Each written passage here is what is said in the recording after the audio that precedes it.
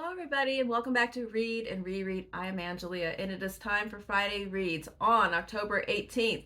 Yes, we are barreling through another month, and we are past the halfway point of October. And what a month it is turning out to be. Such fun reading and events going on. We had a fun weekend last weekend with my daughter and her boyfriend coming to visit. We frolicked all about the town and went to the beach and went down to the pier in the bayside, and we went to see the Rocky Horror play, and we went out to eat, and we did all the fun things very fast because then she had to go back and do lab work because she is at the College of Science at UTSA. She got me some swag, some new mom swag for her new endeavor. And anyway, we had a lot of fun. And and I did get, she brought my birthday gifts late because I didn't get to see her on my actual birthday. And I did get a bag of snacks from Trader Joe's. And it's all from their fall stuff. And then she put a couple other little goodies in there. I got a bag of snacks and a candle and some little ramekins. I'm obsessed with ramekins. But the snacks at Trader Joe's in the fall are the very best time of the year. All of the specialty items. Oh my gosh. I'm trying to parcel them out and go through them in a moderate speed with varying success. So anyway, let's get on to the stuff at hand this week in television and reading. So in TV, some things are still going on. We're still working our way through Only Murders in the Building and the Great British Baking Show, and I finished Heartstopper. I love Heartstopper. My family teases me for loving Heartstopper, and I don't care. I think Heartstopper is for everybody who has a heart. It's wonderful. It's so good. And then also, I discovered on the Roku channel, I discovered a secret treasure trove. Maybe it's not a secret. Maybe I just didn't know, but there's tons of BBC adaptations of novels. It's a 19th century bundle of joy hiding in Roku. I went in there looking to see, I saw somewhere that you could access SCTV, the old show. And I thought it'd be fun to watch a couple episodes. Stephen was out of town and I wanted to watch something that wasn't what we had been watching together. And I was done with Heartstopper. So I went in there. But I never found SCTV, but instead I found all these other things. And so I started watching The Way We Live Now, which is from the novel by Anthony Trollope. And I read it last year in the group read for Victober, and I really loved it. And that's kind of why I'm reading a different Anthony Trollope book now. But anyway, I started. It's from 2000. It's really good. If you've read the book, it's pretty accurate so far. And the cast is excellent. All right, so I did mention the Victober group read, and today's the actual finishing day of the group, the read that we've been discussing in Discord. Although I think a number of us did finish it a little early, maybe several days ago, which I did, and that is The Doctor's Wife by Mary Elizabeth Braddon. And I'm going to say with this book that the fun of this was the group. The group discussions outweighed the quality of the actual book for me. I thought this book was just okay. It wasn't bad. It wasn't terrible. If I was just reading it on my own, I don't think it would be a DNF. It's not that bad. It's very uneven. It was published in a serial form, and you definitely get that feeling throughout the way that it keeps rolling back a little bit and going over ground that's already been established and repeating certain descriptions and phrases and things. And then there's just, basically it's a plot about a very young, naive woman.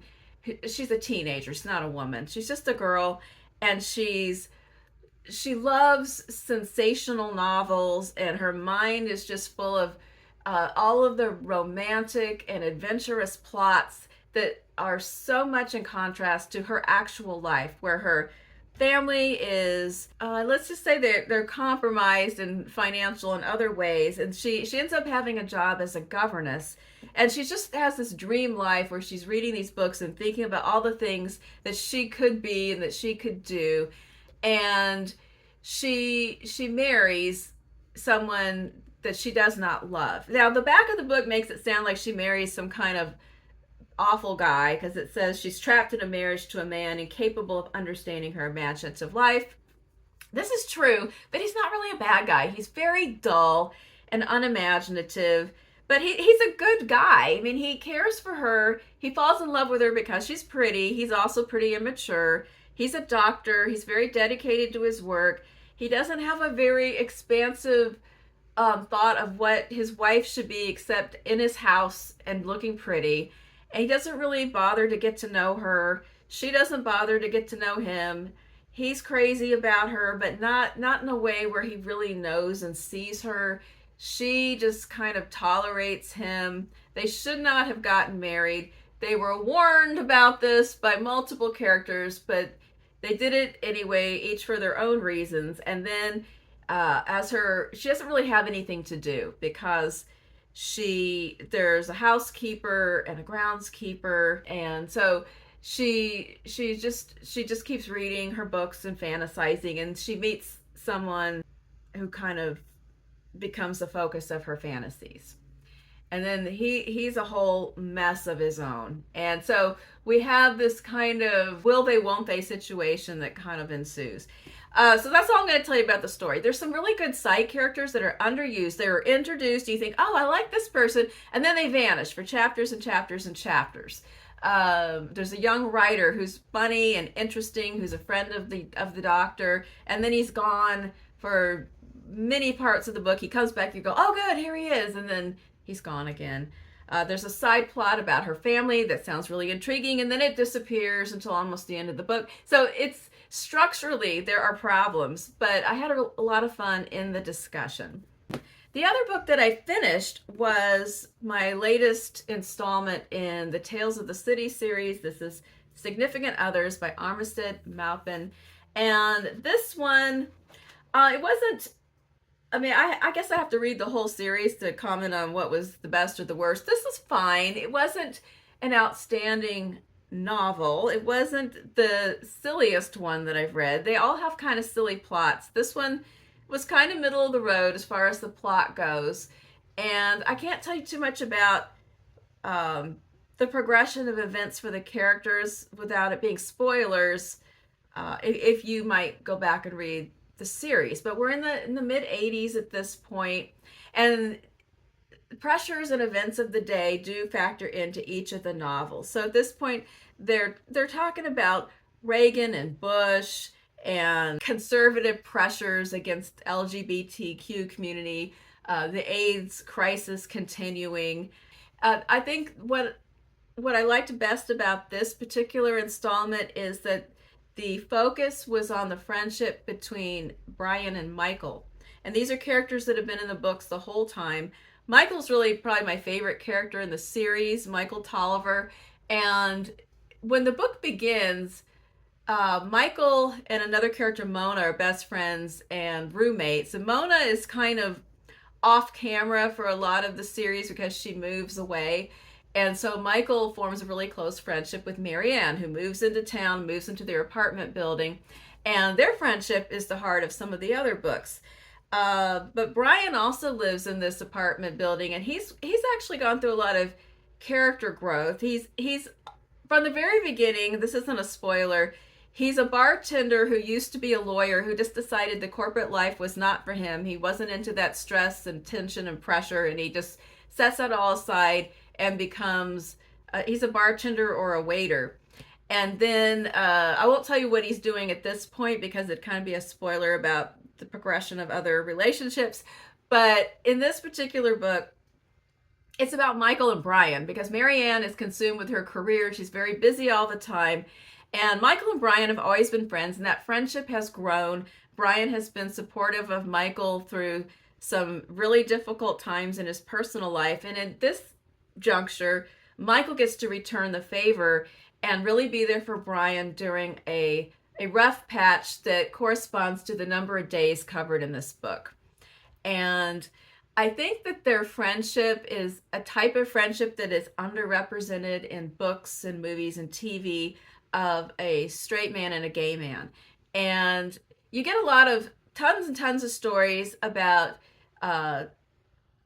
queer people and their straight women friends, but you don't often get queer people and their straight male friends. So this particular friendship, and the men getting older, getting more around age 40-ish maybe by this point, and all the things that they've gone through since their 20s, and I that was what I really loved about this book. Also, the other thing that I finished this week was The Tempest by William Shakespeare, which I'm reading with the Bard Room group on Melinda's channel, A Web of Stories. And because it's only the middle of the month, we haven't gotten too deep into the discussion, but she did post her video of her thoughts about The Tempest. So I will link that below. If you have read The Tempest, you want to read, watch a little response video to that. But I really enjoyed The Tempest. I thought it was, for some reason, it was smoother reading. And we kind of talked about that on the Discord, and she talks about it in her video as well. We can't figure out, is it something about the play itself, or the fact that we've been reading Shakespeare all year and that it's just, we're getting more fluent in the reading of it? I don't know. But it did read very smoothly, has some interesting characters. This is the one of all the ones we've read so far that I would most like to see in-person stage, because there's a giant storm and and fairies and a monster, and there's just a lot of things that would be good to see how they produce it. So anyway, that was fun. And then I have 3 books that are ongoing right now. I know 3 is a stretch for me, but it just happens by accident. Sometimes the timing of things starting and ending, but this is kind of working. I have found out a couple things about myself reading multiple books. First of all, the number 1 rule is you really shouldn't read more than 2, but I'm breaking it right now. Sometimes I'm stretching that rule. The second rule is make sure that the different books are really far apart in genre, subject matter, tone, speed, mood. And that's why this is working, because these 3 are so completely different. And then the other one that is very personal, I think, just for how I operate, how my brain operates reading. Not everybody does this, but for me, it's to give each book adequate, uninterrupted chunks. I can't circle quickly, like I can't go a chapter, a chapter, a chapter. I have to read for a good piece of time. Like maybe in the afternoon, I'm just going to read the one book, and then in the evening, I'm going to read from one of the other books. That's why the 2 kind of works. The third, I sort of have to figure out where to juggle and fit in time to read on the 3rd book, but I can't just go, okay, I read my chapter of this, and now I'm going to go over here. I have to have a span of time on each one, especially the fiction. If it's a nonfiction book that's informational and divided into chapters, I can do the chapter method, but if it's a memoir, I got to read it like a fiction. Does any of that make any sense? If you read multiple books at a time, what is your style for doing that? Do you just keep swirling around and around, or do you even read them all every day, or what do you do? Because 3 is stretching the outer limits of my brain. Okay, but here they are, now that I've talked about nothingness for 10 minutes. All right, I'm reading The Duke of Deception. This is a reread. That's another thing. If one of them is a reread, that helps too. The Duke of Deception, Memories of My Father by Geoffrey Wolff. Geoffrey Wolff and his brother Tobias Wolff are both authors, and they both have written memoirs of their childhood. I've read them both, and now I'm rereading them. This one I read for a class in graduate school. I can't remember what the class was that we were reading this, but I feel like we read this and maybe something else by Geoffrey Wolff. We didn't read the Tobias Wolff one at that time, and I don't even know if it had been written yet, because it was the late 80s, and this book came out in 88, I think.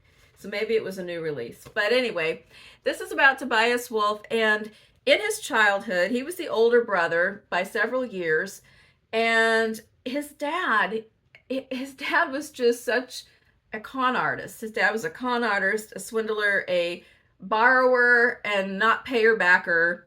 He had a career as an aeronautical engineer without having ever completed college or studied aeronautical engineering at all. He just thought it would be cool and talked his way into the career and got multiple jobs all over the United States and the world in this field. He got fired from all of them too, because of various aspects of his behavior, his attendance, his spending, just different problems. Very problematic, complicated man. And this is Geoffrey's memories of his father, good and bad, how Duke's father affected and shaped him, and in turn, how he shaped Geoffrey. And Geoffrey, at the time of this writing, has young sons. And he gets into his mother, too, because a lot of the early information, he sat and had long tape recorded conversations with his mother, and he got to know her a lot more than he ever had before, because the family split up at one point when Geoffrey was in middle school. He went to live with his dad, and his younger brother stayed with his mom, and he didn't see his mom between that age until his mid-20s more than a couple of times. The rift wasn't supposed to be so wide and permanent, but stuff happened. So reading it back when I first did, I was in my early 20s. I wasn't yet married or had a child or anything, and I was really struck by just the craziness of the story. But reading it now, at this point in my life, having had a kid and having worked with children for my whole career who had all kinds of different home lives, some of which I knew about and some of which I didn't, it really makes this deeper, sadder, richer. It's really, really a remarkable memoir. I'll talk a little more about it when I finish it. Also, I'm doing a buddy read with Sonia from Enthusiastic Reader. We're reading The Warden by Anthony Trollope. And I've waited a whole year. As soon as I read The Way We Live Now, I thought, oh, good, I need to read some more Anthony Trollope. I really like this guy. And, I didn't. So finally I'm reading, this is the first book in the Barchester, I can't ever say the word, The Chronicles of Barsetshire. The Chronicles of Barsetshire. The second book is Barchester Towers, and I think that's a big old thick book. But it starts thin, and then it kind of balloons out from there. So we're going to check in on this in a few days. We're going to check in at the halfway point. So I'm not going to talk too much about it now. Basically, this book is about a small town that had a land endowment from somebody's will hundreds of years ago in the 1400s. And there's a stipulation here where a clergyman gets to be the warden of this charity hospital. It's sort of a senior living center, and at any given time 12 elderly men from the town that have different infirmities or can no longer care for themselves can gain a spot to live in this, they call it a hospital, but it seems more like a nursing home. And the warden oversees this property, and over time, because of the land and the value of the land and the whole area and the development, it's become a very lucrative position to have, where the warden has a very high income, and then a certain daily allocated small income is given to these 12 individuals, and they're also provided the room and board. And the conflict comes up that the original wording of the will named the amount that these 12 men have, and that was hundreds of years ago. The income of the warden has doubled and tripled and quadrupled and gotten very large, but the what is provided to the men has never really increased. So the current warden, who seems to be a good-hearted fellow, he did put a small increase in this big out of his own pocket, but now the whole structure is being challenged by a young upstart who awkwardly is also interested in the warden's daughter. He's challenging the will, he's challenging the financial structure, and then everybody's getting in on it from different sides. So that's what's happening. And that's all I'm going to say, since we haven't talked about it yet. And then finally, last but not least, I am reading Mrs. Frisbee and the Rats of NIMH. I think it's getting reflected there. It was a Newbery winner in 1973. Yeah, 3. And by Richard C. O'Brien. I think this was a first novel from Richard C. O'Brien, and it is a speculative fiction, kind of a science fiction slash fantasy novel about a family of mice, a widow, Mrs. Frisbee, the mouse, discovering that she didn't know everything she thought she did about her deceased husband, and she encounters a race of super rats with some scientific secrets. That's all I really have so far. I read it when I was about 8 years old. This is a buddy read with Michael Clark, and we both read it when we were probably in second or third grade. I think he said his teacher read it to the class. I think I read it to myself. I think I read it a couple times because I really loved it as a young kid. So we're talking second, third, fourth grade, and I've never read it again. We had it in my school library when I was a librarian, and people would check it out, but I never picked it up and read it again. And somehow I never read it with my daughter. What? And we liked all, all the mice action stories and fantasies and science fiction. So somehow we missed Mrs. Frisbee and the Rats of NIMH. But anyway, I'm enjoying it a lot. Haven't gotten very far. We've just started talking about it. I'm enjoying it so far. All right, that is it. I am not entirely sure where I'm going next. There's some things left in my TBR to continue on with. So I don't know what I'm going to be reporting on for next week. Working on the timing of all that, but I have some good things in my stack. And of course I have my 10 before the end that I talked about the other day. I haven't started any of those yet at all. So maybe I need to start pulling some of that into the picture. We're not doing anything this weekend, but next weekend there's a trip. There's a trip with a booktuber meetup, and more about that next time. I'm very excited. It's in the works. And so until then, I hope that you have an excellent weekend, and I will see you soon on Tuesday. I'm trying to decide. It's either going to be my November TBR or a book haul. I've got the makings for either one. If you have a preference, put it down below. I appreciate your comments and hitting the like button, and I will see you again on Tuesday. Bye-bye.